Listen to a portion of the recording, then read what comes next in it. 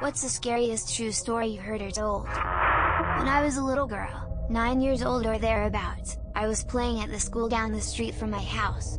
It was the middle of summer and myself and a girlfriend were hanging around watching the boys play street hockey. One of the boys called my name and said a man in the parking lot was looking for me. The parking lot was mostly obscured by the building, but I could see an old 70s style van that hadn't been there earlier. I was walking over to the van when the mother of one of the other kids showed up looking for her son and asked me what I was doing. When I told her someone in the van was looking for me, she took my hand and started to walk with me and the van pulled out and sped away. Friend's mom walked me home and I wasn't allowed out of my yard without my parents for the rest of the summer. I was so upset and didn't understand why I was being punished. It was only years later that I understood that I was likely being targeted by some opportunistic scumbag for who knows what. Thanks Mrs. Gibson, wherever you are. I'm a crime writer and once interviewed a woman who told me an unrelated horror story about something that happened to her as a girl. When she was like 10, she had trouble sleeping and imagined the boogeyman was living in her closet, staring at her during the night. Every night she would come down and tell her parents and every night her father would tell her the boogeyman didn't exist and she should go back to bed. Well, this happened for several nights and the father got tired of it. So the night he walked her back to her bedroom, turned on the light, and said, "I'll show you there's no boogeyman," and went to open the closet door. But something on the other side held it shut. He sent his daughter out of the room and forced the door open to find that a man was inside. He'd been sneaking into their house every night to stand in the girl's closet and watch her, and maybe more. He beat the ever-loving shit out of the man and the man went to prison. When I interviewed this woman I looked him up online.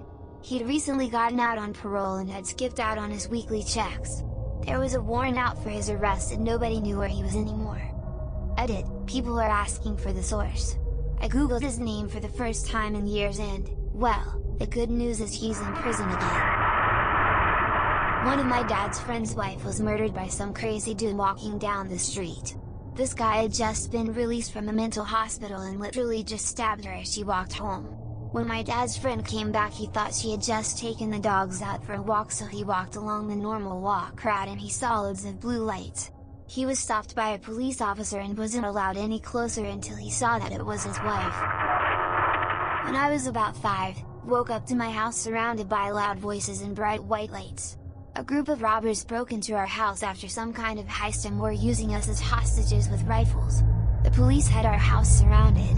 My parents, grandparents, and I didn't really speak English back then, so my 12-year-old sister had to translate the demands to the police and instructions to us. My grandma told me to go back to sleep, which I somehow easily did. Edit, the end of the story. After falling asleep and waking up the next day, everything was fine. The only thing everyone kept talking about were where the robbers were standing. They decided not to have too many entrances from the house, so they barricaded themselves in our kitchen. Apparently the entire kitchen floor was covered in guns. I kept asking what happened, but my family was firmly in the mindset of don't tell the kids anything, ever. Since little kid me was kind of dumb and nothing really happened to me directly, I forgot about the situation for years. I asked again but they still don't want to talk about it. It's still kind of scary to think that, had they wanted to, I could have died in my sleep that night. The Lake Bodom murders are scary as hell. Like, there are 4 teens who go on a camping trip in Finland. The next morning, 3 of the teens are found murdered, and one of them is almost dead and severely injured, but survived. No one knows who the murderer is today. 44 years later, the 4th teen, Nils, who survived, was accused of murdering them and gets sent to prison. But then he was released a year later, because there was little DNA evidence to prove this, and no good evidence to prove that he murdered them at all. However, there is circumstantial evidence such as he allegedly fought his one friend due to an argument and was drunk. Some say this could have ended in accidental and/or intentional murder. However, I personally highly doubt that Nils is guilty. I couldn't find much information on who Nils thought the murderer was. So my thoughts are 1, it's too traumatic for him to remember, or 2, he didn't recognize the person. Some other key suspects include the manager of the camp, who was known for being quite hostile, an ice cream vendor who admitted to the crime on his deathbed, and a man who lived only a short distance from the camp who claimed to be in Germany during that time. However, there is much doubt for his claim. There was a sketch released of the alleged murderer. who seems to be an unsettling picture of an older man. And you can find a photo of the man, who looks like the guy in the sketch, attending a police speech. I added some information that I missed from this case based on the replies to this, and edited some information I seem to have been off on. Much thanks to everyone for adding more info. And also much thanks to anyone who corrected me. I made sure to double check my post now, to make sure all my information is correct. Short story. My wife is from Enterprise, Oregon, and I guess a kid in her school got beheaded on his way home. Was literally found with his head cut off on the side of the street, and to this day no one knows who did it or how it happened. Absolutely gives me chills. When I was young, I saw a documentary about a guy who got flesh-eating bacteria in his nasal cavity. It ate his face and he's still alive. Eventually they removed the bacteria by removing the eaten parts of his face. He got a prosthetic face, which back in those days was basically a plastic Halloween mask that tried to look human. At the end of the documentary, he took the mask off. His face from his forehead down to his mouth was just a hole. Edit, it was a fungus, not bacteria, apparently. I was the director of my college's student government. There was a student who was always willing to take on projects, so I gave him lots of stuff.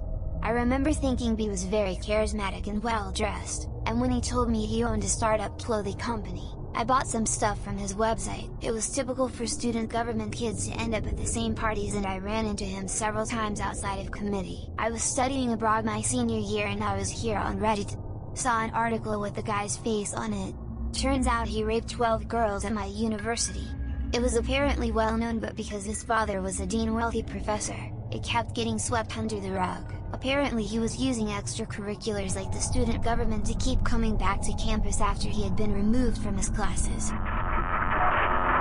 When I worked in healthcare, I had a patient who got a sinus infection. He stopped taking his antibiotics after a few days because he felt better. His sinus infection came back with a vengeance.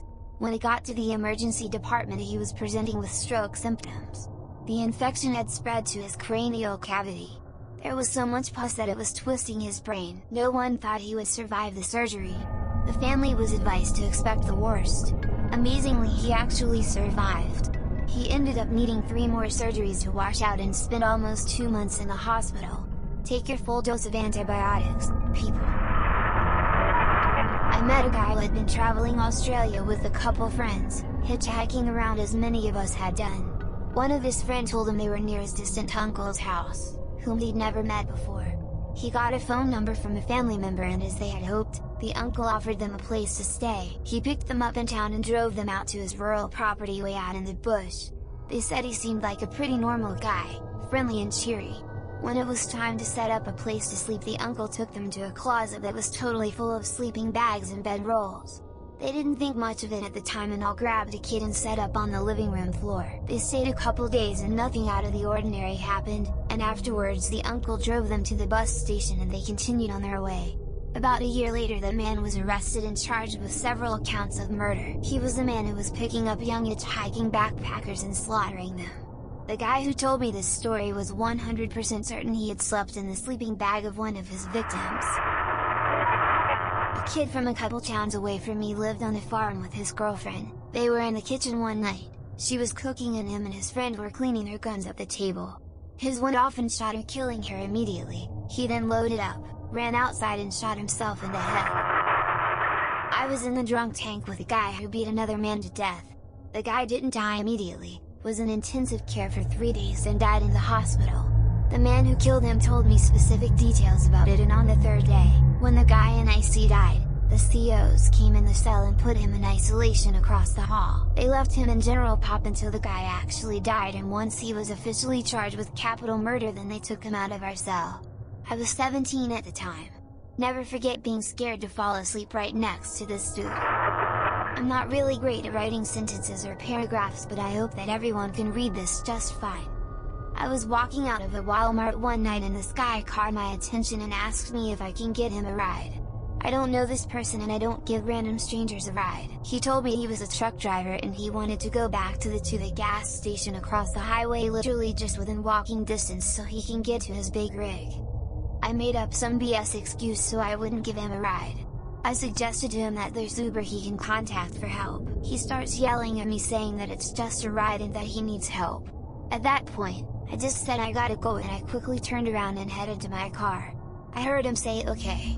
I got into my car and sped off. Initially I felt extremely bad for not giving him a ride, but the way he yelled at me made it seem justified that I said no. I don't give strangers rides unless it's family or friend. Cut to almost a year later.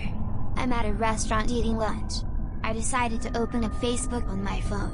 What I saw next just spooked me down to my core. The article showed a picture of the same guy, who asked me for a ride that night, in a mugshot. Turns out he was a running fugitive wanted on several murder charges across the state I live in. One of the scariest things he did to trick people was that he would ask for a ride, and then when him and his victims were out of sight of everyone, he would then kill them by shooting them, and he strips them of their money and their clothing. He then would take their vehicle and travel to the next area to find his next victim. I legit almost choked on my drink when I saw that. When I was a kid, we lived on a large acreage. One night we came home late, and as we entered the driveway we noticed a car pulled over down the road against the ditch that bordered our property. We saw two people, one of them climbing out of the ditch. When they parked, my mom told my dad to go see if they were okay or needed help. My dad said that they looked to be okay and it was probably not a good idea, so we all went in and to bed. The next morning we were woken up by the police. They had our whole yard taped off because some horseback riders had noticed a leg sticking out of a black plastic bag in the ditch exactly where that car was parked. That look on my mom's face I'll never forget. We know for sure my dad wouldn't have made it back home alive if he had listened to my mom that night.